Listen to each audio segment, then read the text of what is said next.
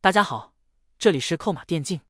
LPL 春季赛赛程过半，观众销声匿迹，选手半死不活，比赛热度下滑 ，BP 固定僵化。可以说春季赛 LPL 凉的让人猝不及防。除了京东和 BLG 这对大小王还有点关注度之外，唯一能令人眼前一亮的，可以说只有今年浴火重生的小凤凰 FPX 了。尤其是 FPX 的新人打野 Milky Way 银河，在经历了磨合阶段后发挥出色，目前已经杀入头部位置。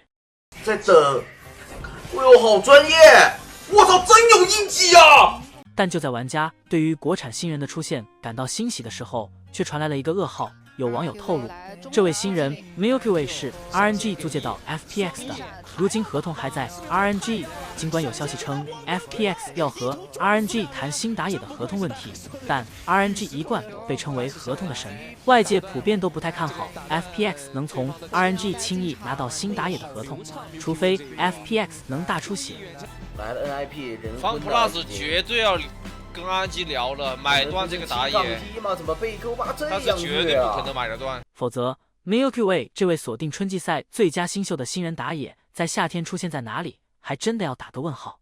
作为电竞圈内叫得上名号的大俱乐部 ，RNG 最成功的并不是在赛场上拿到的荣誉，也不是场外对粉丝的运营管理。RNG 俱乐部最核心的团队是 RNG 法务部，合同的神的名号可不是白叫的。RNG 法务部的刀下都是大量选手的血泪史。不是最强团队不是 RNG 法务部吗？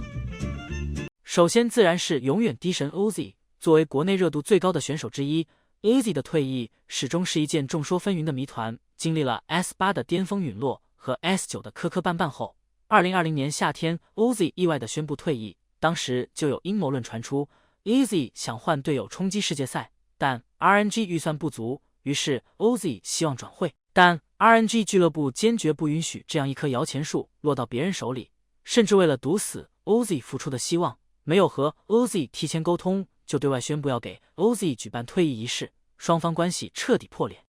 尽管后续 RNG 官方和 Uzi 都辟谣过此事，但不论是 Uzi 在直播间和麻辣香锅的多次互动，还是后面的付出，都侧面佐证了流言的真实性。最关键的就是 RNG 俱乐部为了抵债，将 Uzi 的合同转让给另一家直播公会，并且 Uzi 当时并不知情，直到交易完成时才被告知。2021年 Uzi 曾在 BLG 复出，但 Doink 直播公会的老板则表示 Uzi 每登场一次 BLG 就要给 RNG 一笔钱30万。怎么可能？乌兹就值30万。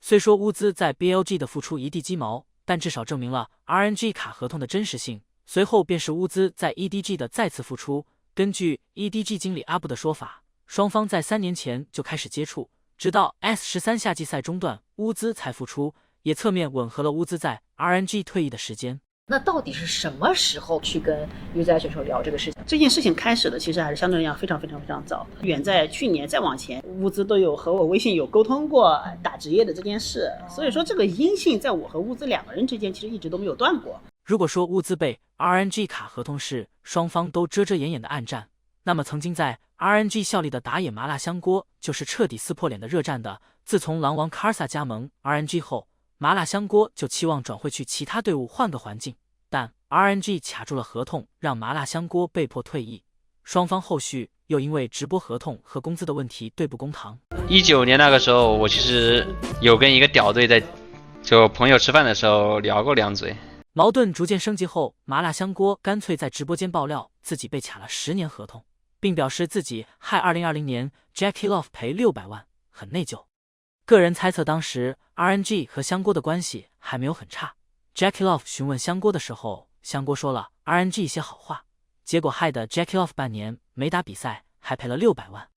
当时 Jackie Love 从 IG 离队，原本是想加盟 RNG 顶替 Uzi 打 AD 的，但当时 Uzi 并没有下定决心退役，只是想休息。RNG 就骗 Jackie Love 签了一份意向合同，由于是意向合同，并且当时 Jackie Love 和 RNG 的辅助选手小明关系很好，就签了。据说等到正式合同签订的时候， Jackie Love 看到 RNG 3份厚厚的合同，人都傻了。加上又了解到乌兹只是休息，并不是确定退役，阿水已经新生退役，但无奈当时处于口罩时期，想走法律途径，花费的时间实在是遥遥无期。直到滔博出手帮 Jackie Love 出了600万的违约金 ，RNG 一个转会期精准拿捏2个顶级 AD 并大赚600万的操作才以封神告终。后来 Jackie Love 在直播时还遭到了 Karsa 的调侃，为什么是塞拉斯，并毫不客气地直言从 RNG 逃出去的。除开 LOL 选手外， RNG 法务部的刀下亡魂还包括吃鸡选手小叮当、俱乐部主场女主持人，甚至瓦罗兰特小比赛也能卡选手2年合同，顺带欠领队薪水。不光是大陆， RNG 法务部的刀面对外人也毫不留情。昔日功勋选手 Mata 回 RNG 执教时，被俱乐部以战绩太差为由解约加欠薪。马拉松过说马塔和 RNG 管理打起来了，其实我之前听说过，但是不知道能不能说，所以不说。就之前他在当教练的时候，就是觉得马塔不行，然后就合同的问题，还是合同吧。他们觉得马塔那个教练不太行，然后就是想把解散，他们想不要马塔，但是其实这样的话不太能的。然后他们不想给那个的意思应该，我跟你做了合同，但是我觉得你这个不太行，想让你那个做了，但是这样的话你觉得哪里不舒服呀？自己也不舒服，自己感觉不公平，不想给那个差不多这个，可能马塔教练当然能不行的，但是这样的话还是要那个要给他喷钱的，因为赛季中间被没了那个工作，那就他找不到以后，应该这样的。马塔人行不行？马塔人是行，很好人。如果我是工作人的话，当然对方的问题，但是如果我是老板或者运营公司的钱的人的话，找个办法少点给，都是自己都有立场的兄弟们，听懂我意思吧？ Fear Fox 也就是大家口中的峰哥，更是为了 S7 的奖金被迫签了竞业合同。那年 RNG 打入4强，队伍表示要么签5年合同，要么签竞业协议离开 LPL， 否则就不发 S7 的奖金。最终峰哥被迫离开 LPL， 但后续直播时也表示这笔竞业合同的钱不多。为什么签竞业合同？因为2017年结束之后 RNG 要我签一个5年的合同，我不同意，就是我不想，我觉得5年太夸张，太扯，那就是只有另外一种啦，那就是竞业啊。那如果都不要，那不好意思哦，那个 S7 的奖金，反正我们没有压时间嘛，我也不知道什么时候会给你，这个都是没有明示的哦，都是暗示的。OK， 好了，没差了，那我就签了。我签的竞业合同拿到的钱，只有我2017年该获得的奖金，跟每个月2000多不到3000块，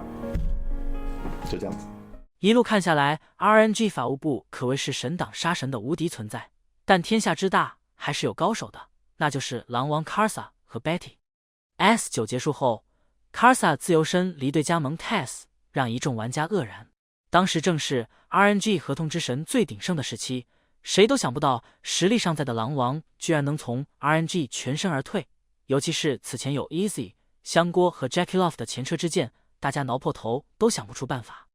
于是就有留言称 ，Karsa 当时加盟 RNG 带着3个律师来看合同，这才避免悲剧。尽管 Karsa 有开直播解释说，就是很普通的自由离队，没有什么带3个律师的故事。我去 RNG 的时候没有带3个律师，一个都没带。3个律师都不知道哪里来的版本，我说实话，听着很有趣，但是越传越离谱，这一点还是得说一下的。我能走是因为我已经变自由人了，我合同到了。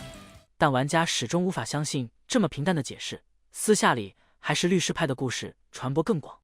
如果说 Karsa 自由离队已经够传奇的话，那么另一位电狼双子星 Betty 算是 RNG 法务难得的失败。在 S10 开赛前的转会期， RNG 之所以有拿捏乌兹阿水赚600万的底气，就是他们提前从电狼拿下了 Betty， 但在 S10 结束后 ，Betty 想转会离队 ，RNG 又想故技重施，故意在转会市场上挂了1000万的高价，变相的来卡 Betty 的合同。谁知 Betty 找了朋友帮忙并举报联盟，最终多次卡合同，搞得天怒人怨的 RNG 被联盟变相的找了个理由罚款 ，Betty 也顺利转会 RW。可以说一路走来，除了在电狼双子星身上没赚到之外，RNG 还是不亏合同的神的名号的。你觉得如果是你在 RNG 的话，你能逃离 RNG 吗？好了，以上就是本期的全部内容，大家有什么想说的，欢迎在下面的评论区交流讨论，我会去挨个查看。